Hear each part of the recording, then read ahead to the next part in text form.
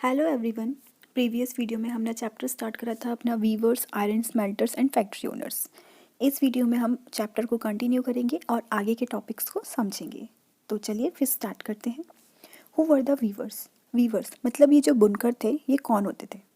Viewers often belong to communities that specialised in weaving. कौन सी communities जो कि किस में स्पेशलाइज्ड हो? वीविंग मतलब बुनने में काफ़ी स्पेशलाइज्ड, काफ़ी अच्छी बुनाई करते हो। तो इनकी जो स्किल थी, मतलब ये जो चीज़ बनाने की कला थी इनके अंदर, ये पास हो रही थी on from one generation to the next. जैसे कि जैसे कोई है, उसके पिताजी भी बुनाई का काम करते थे, उसके दादाजी भी बुनाई का काम करते थे। तो ठीक है, तो उसके दादाजी ने करा, फिर उनके बेटे ने करा, फिर उनके बेटे ने करा, मतलब जनरेशन टू जनरेशन ये लोग यही काम कर रहे थे। तो आपको कुछ कम्युनिटीज़ के नाम बता रखे हैं। जैसे तंती वीवर्स थे बंगाल के, झुलास और मोमिन वीवर्स बोलते हैं इनको, ये थे नॉर्थ इंडिया के। सेल एंड काइकोलर एंड देवांग्स, ये कहाँ के थे? साउथ इंडिया के। ये कुछ कम्युनिटीज़ के नाम हैं जो कि फेमस कम्युनिटीज़ थी वीविंग के लिए, मतलब जो बुनकर जो थे। The first stage of production was spinning. सबसे पहले क्या करते थे लोग? स्पिनिंग मतलब जो धागा बनाते थे। A work done mostly by women. इसको कौन करती थी? वुमेन्स करती थी। द चरखा एंड द तकली वर हाउस होल्ड स्पिनिंग इंस्ट्रूमेंट्स। देखिए, ये तो आपको पहले के टाइप, जैसे जो स्पिनिंग मैंने आपको बताया ना, धागा बनाना, ये तो वो इमेज है आपकी, जो धागा जो बन करके तैयार होता है। ये मॉडर्न टाइप का है आज के टाइम का। और पहले ये लोग किससे बनाते थे? चरखा और तकली। ये रहे चरखा और तकली, जो कि हाउस होल्ड स्पिनिंग इंस्ट्रूमेंट्स थे, जो कौन बनाती थी? विमेंस बनाती थी। इससे ये थ्रेड स्पन करते थे। द थ्रेड वॉज स्पन किससे? चरखा, एंड रोल्ड ऑन द तकली। When the spinning was over, the thread was woven into clothes by the weaver. फिर ये लोग क्या करते थे? उससे कपड़ा बनाते थे, जो लोग वीवर्स जो होते थे, उस धागे के थ्रू बुन करके। तो in most communities weaving was task done by a man. In communities में जो बुनने का जो टास्क होता था, इसको कौन करते थे? मैन करते थे। For coloured textiles, the thread को ये लोग क्या करते थे? डाई करते थे बाय अ डायर, जिसको हम बोलते थे रंगरेज। अब देखिए, सब कलर का तो होता नहीं था, डाई करते थे तो हम उसको कलर में कन्वर्ट कर लेते थे। जैसे जो वाइट है वो रेड हो जाएगा, ग्रीन, ब्लू, जो भी आपको करना है। तो इसको कौन करता था? डायर डाई करता था। उसको क्या बोला जाता था? रंगरेज। For printed clothes the weaver needed the help of specialist block printers known as चिप्पीगर्स। तो अब एक प्लेन कपड़ा है, उस पर ये लोग प्रिंट करवाते थे। तो ये जो प्रिंट जो करते थे, ये कौन करते थे? चिप्पीगर्स। ठीक है, ये लोग क्या बनाते थे? ब्लॉक प्रिंटर्स, मतलब उस पर छापते थे, प्रिंट करते थे। हैंडलूम वीविंग, जो हाथ से जो बुनाई की जाती थी। And the occupation associated, it provide livelihood for million of Indians, क्योंकि हमारे जो इंडियंस थे इस पर डिपेंडेंट थे, इसी से काम करके पैसा कमाते थे और उनका जीवन इसी से चलता था। The decline of Indian textile. अब देखिए कैसे डिक्लाइन हुआ इंडियन टेक्सटाइल का।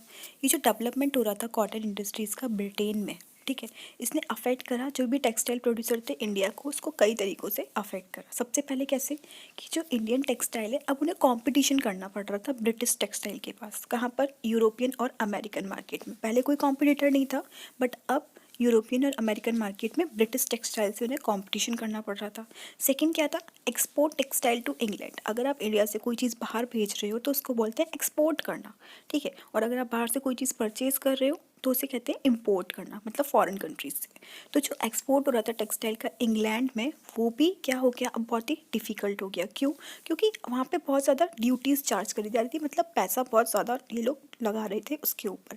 फॉर एग्जांपल जो एक्स्ट्रा ड्यूटीज़ होती है ना, जैसे 500 की कोई चीज़ है, उस पर 100 की और ड्यूटी लगा दी और महंगा कर दिया उसे, तो वो चीज़, ठीक है। तो जो भी इंडियन टेक्सटाइल का इम्पोर्ट हो रहा था ब्रिटेन में, उस पर बहुत ज़्यादा ये लोग हाई ड्यूटीज़ चार्ज कर रहे थे। By the beginning of the 19th century, अब 19th सेंचुरी की स्टार्टिंग में क्या हुआ कि जो इंग्लिश मेड कॉटन टेक्सटाइल थी, उन्होंने आउटस्टेट कर दिया इंडियन गुड्स को, मतलब बेदखल कर दिया। कहाँ से? अपने ट्रेडिशनल मार्केट जैसे अफ्रीका, अमेरिका और यूरोप से। थाउजेंड्स ऑफ वीवर्स जो बुनकर थे in India were now thrown out of employment. अब वो क्या हो गए? बेरोजगार हो गए। तो जो बंगाल वीवर्स थे वर द वर्स्ट हिट। वहाँ पे सबसे बड़ा वर्स्ट, मतलब बहुत ही बेकार ये हुआ, क्योंकि अब वो लोग अब अनएम्प्लॉयड हो गए, वो लोग के पास काम नहीं है, ठीक है। उनको बिल्कुल यूरोप से, इंग्लैंड से, वहाँ से क्या कर दिया गया? उनको बिल्कुल बेदखल कर दिया गया है।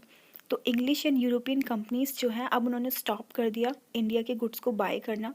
और जो उनके एजेंट्स थे, no longer gave out advances to weavers, पहले ये लोग एडवांस देते थे वीवर्स को ताकि इन्हें सप्लाई टाइम पे मिल जाए, अब उनको कोई एडवांस भी नहीं मिल रहा था। Distressed weavers wrote petitions to the government to help them, अब ये लोग जो है जो वीवर्स थे ये याचिका करने लगे गवर्नमेंट में कि गवर्नमेंट उनकी मदद करे। But worse was still to come, but अभी भी कंडीशन बहुत ही ख़राब थी। 1830s में क्या हुआ, ब्रिटिश कॉटन क्लोथ, जो ब्रिटिश का जो कॉटन क्लोथ था उसकी एकदम से बाढ़ आ गई इंडियन मार्केट में। बाढ़ मतलब लोग बहुत पसंद करने लगे, बहुत परचेज करने लगे। इनफैक्ट बाय द 1880s, 1880 तक तो जो 2/3 जो पॉपुलेशन थी of all the cotton clothes Warne by Indian were made of cloth produced in Britain, जो भी क्लोथ प्रोड्यूस हो रहा था ब्रिटेन में, यहाँ की जो 2/3 पॉपुलेशन थी वो ब्रिटेन से जो आया था कपड़ा कॉटन का वो लोग उसको पसंद कर रहे थे, उसको पहन रहे थे। तो इस this affected not only specialist weaver but also spinners, इससे सिर्फ हमारे वीवर्स ही अफेक्ट नहीं हो रहे थे बल्कि स्पिनर्स पे भी अफेक्ट पड़ रहा था। जो थाउजेंड्स जो रूरल वुमेन्स थी who made a living by spinning a cotton, जो कि कॉटन को बना करके अपना काम चला रही थी, अपना जीवन व्यतीत कर रही थी, अब वो क्या हो गई, अब वो हो गई जॉबलेस, अब उनके पास वो काम नहीं रहा। क्यों? क्योंकि ब्रिटेन के कपड़े की बहुत डिमांड थी और वही ज़्यादा से ज़्यादा पॉपुलेशन पसंद कर रही थी और उसको पहन रही थी। Handloom weaving did not completely die in India, जो हाथ से जो बनाई जा रही चीज़ें थी वो पूरी तरीके से ख़त्म नहीं हुई थी इंडिया में। क्यों? दिस वॉज बिकॉज कुछ टाइप के क्लोथ्स ऐसे थे जो कि मशीन सप्लाई नहीं कर पा रही थी। हर चीज़ें कोई मशीन से तो नहीं बन जाती, आप आज के टाइम पे भी देखो, लाइक जो पश्मीना शॉल है जो लेह लद्दाख में बनाई जाती है वो हाथ से बनाई जाती है, कितनी कॉस्टली होती है, वो चीज़ मशीन से नहीं बन सकती। तो how could machine produce saris with intricate borders, कैसे मशीन वो साड़ी बना सकती है जिसमें बहुत सा बॉर्डर सा हो और क्लोथ्स विद ट्रेडिशनली जिसमें वूवन पैटर्न हो, मतलब जो बुनाई वाली जो चीज़ होती है वो चीज़, जो हाथ की कढ़ाई वाली होती है वो चीज़। These had a wide demand not only amongst the rich but also amongst the middle classes, इनकी डिमांड सिर्फ रिच लोग ही नहीं कर रहे थे जबकि कुछ मिडिल क्लास के लोग थे वो भी करते थे। Not did the textile manufacturers in Britain produce the very coarse cloth use by the poor people in India. You must have heard of Sholapur in western India, आपने शोलापुर सुना होगा जो कि वेस्टर्न इंडिया में है, और मदुरा जो कि साउथ इंडिया में है।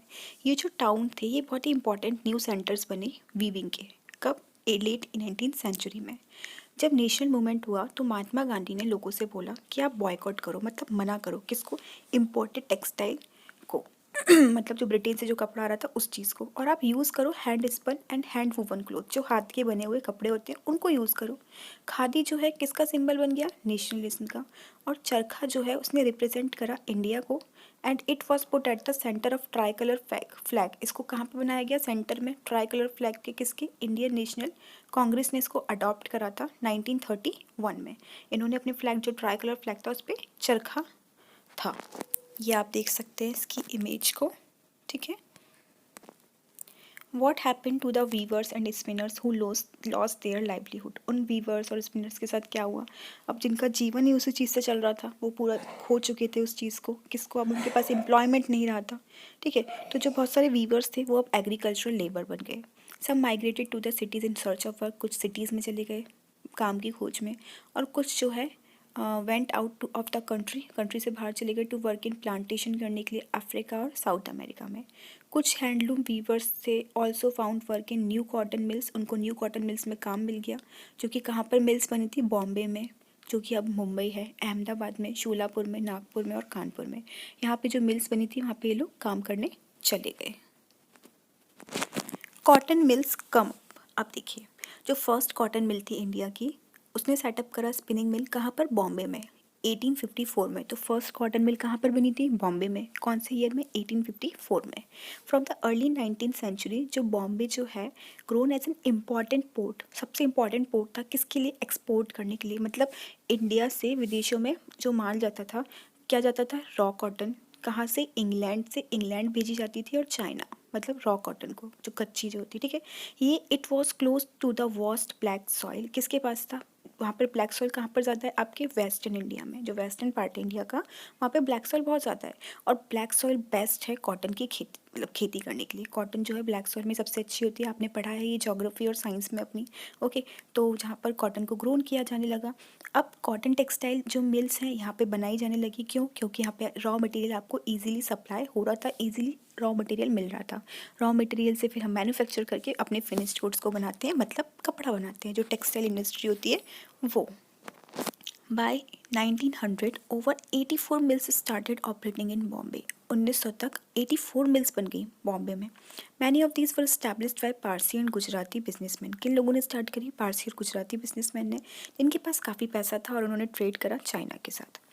Mills came up in other cities too. Bombay में बनी थी सबसे पहले, उसके बाद और सिटीज़ में भी आई। The first mill in Ahmedabad was started in 1861। 1861 में अहमदाबाद में फर्स्ट टाइम आई थी। A year later a mill was established in Kanpur. फिर कानपुर में भी बनी, जो कि यूनाइटेड प्रोविंसेस है। Growth of cotton mills led to a demand for labour. अब इतनी कॉटन मिल्स बन रही है तो उसमें लेबर की भी ज़रूरत पड़ेगी, जाहिर सी बात है। जो थाउजेंड्स ऑफ पुअर पीसेंट, जो गरीब किसान था, आर्टिशियंस थे, एग्रीकल्चर्स थे, लेबरर्स, अब वो कहाँ पर चली गई? सिटीज़ में चली गई मिल्स में काम करने के लिए। In the first few decades of its existence, जो टेक्सटाइल इंडस्ट्री फैक्ट्री थी इंडस्ट्री इंडिया में, उसने काफ़ी सारी प्रॉब्लम्स को फेस करा, क्योंकि it found it difficult to compete with cheap textile imported from the Britain. जो वहाँ से ब्रिटेन से जो सामान आ रहा था वो बहुत ही सस्ता था, तो उनसे कंपटीशन करना बहुत ही मुश्किल बन रहा था। तो इन मोस्ट कंट्रीज़ में जो गवर्नमेंट है उसने सपोर्ट करा, ठीक है। In most countries government supported industrialisation. कैसे सपोर्ट करा? कि उन्होंने इम्पोज करी हैवी ड्यूटीज़ ऑन इम्पोर्ट्स। अब जैसे ब्रिटेन वालों ने कर दिया था ना, हमारे उसमें बहुत हाई ड्यूटीज़ लगा रहे थे, ऐसे ही हमारी गवर्नमेंट कर रही थी। अब वो काफ़ी ड्यूटीज़ चार्ज कर रही थी इम्पोर्ट पे, तो इससे एलिमिनेट हो रहा था कंपटीशन और and protected infant industries. But जो कॉलोनियल गवर्नमेंट थी इंडिया की, वो यूजुअली रिफ्यूज़ करती थी सच प्रोटेक्शन टू लोकल इंडस्ट्रीज़। जो इनको प्रोटेक्शन दिया जा रहा था लोकल इंडस्ट्रीज़ को, इनको जो प्रोटेक्शन दिया रहा था उसको मना करती थी। The first major spurt in the development of cotton factory production in India, therefore, was during the First World War, when textile import from Britain declined and Indian factories were called upon to produce cloth for military supplies. अब देखिए, first major spurt कब आया development? Spurt का मतलब होता है एकदम से उछाल आना एकदम डेवलपमेंट में कॉटन फैक्ट्री के। कब आया? जब फर्स्ट वर्ल्ड वॉर हुआ था, तो जो टेक्सटाइल हो रहा था इम्पोर्ट का ब्रिटेन से, वो कम हो गया। अब तो जो इंडियन फैक्ट्रीज थी उनसे बोला जाने लगा कि आप मिलिट्री की सप्लाई के लिए क्लोथ बनाइए, कपड़ा बनाइए। तो अब डिमांड बहुत बढ़ गई इंडियन टेक्सटाइल की, तो इस तरीके से डेवलपमेंट में ये पहला उछाल आया। तो आज हम इस वीडियो में इतना ही पढ़ेंगे। आगे का जो चैप्टर है हम नेक्स्ट वीडियो में कंटिन्यू करेंगे। अगर आपको वीडियो अच्छा लगे तो प्लीज़ चैनल को सब्सक्राइब कीजिएगा, वीडियो को लाइक कीजिएगा और अपने फ्रेंड्स के साथ शेयर कीजिएगा। Thank you for watching. Till then, bye bye, take care.